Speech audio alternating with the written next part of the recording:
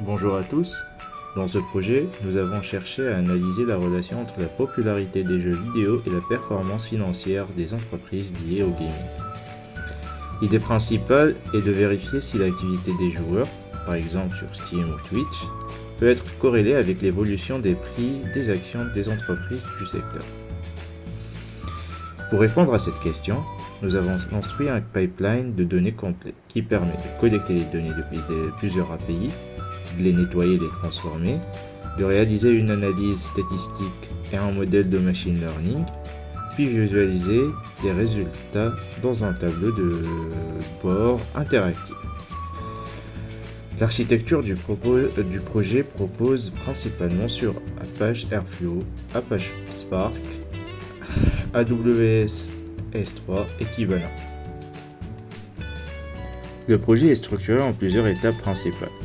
Extraction des données depuis différentes sources, nettoyage et formatage des données, traitement et analyse des corrélations, puis visualisation des résultats dans un dashboard.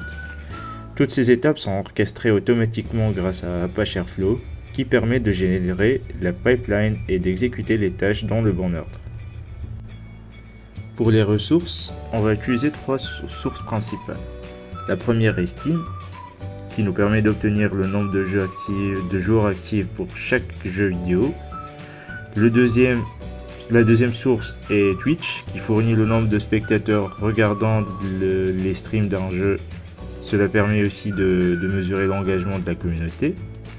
Et troisième source, c'est Yahoo Finance, qui va nous donner les données financières.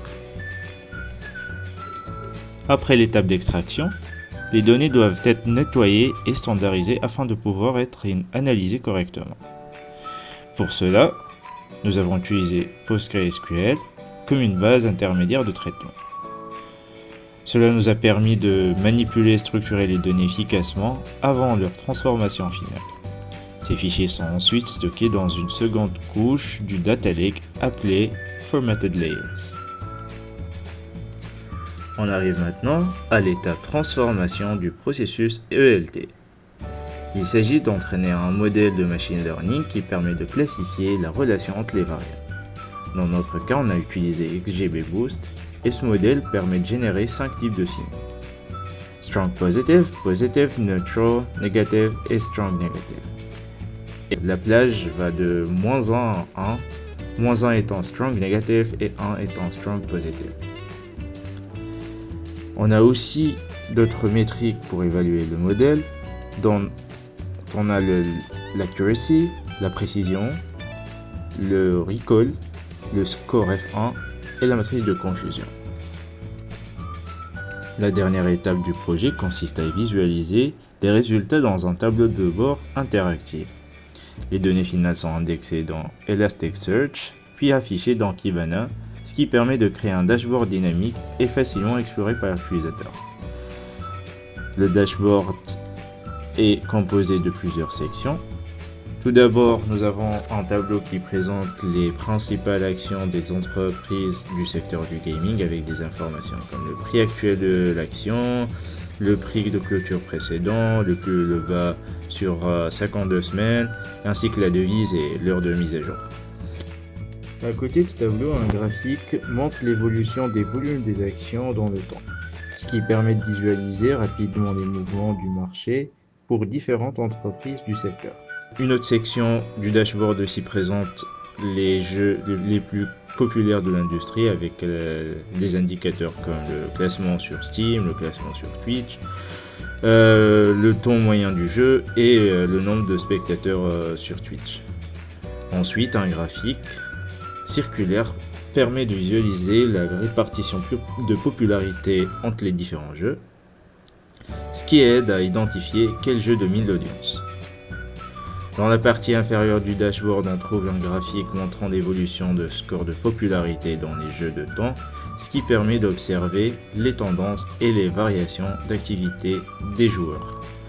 Nous affichons également la corrélation calculée sur 7 jours entre la popularité des jeux et les prix des actions, ce qui permet d'identifier visuellement les relations potentielles entre activité gaming et performance boursière. Enfin, une dernière section qui présente les performances du modèle du machine learning avec des métriques comme l'accuracy, précision, recall et les scores effets. Grâce à ce dashboard, les utilisateurs peuvent explorer les données de manière intuitive, analyser les tendances du marché du gaming et mieux comprendre les relations entre la popularité des jeux et mouvements boursiers. Pour conclure, ce projet montre comment un pipeline de data engineering combiné à du machine learning peut permettre d'extraire des insights à partir des ressources de données multiples. En reliant les activités de joueurs et les données financières, nous avons pu explorer de nouvelles façons d'analyser le marché. À l'avenir, plusieurs pistes d'amélioration seront possibles.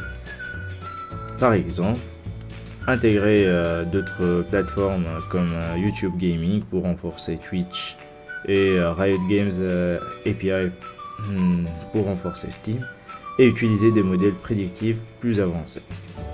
Merci pour votre attention.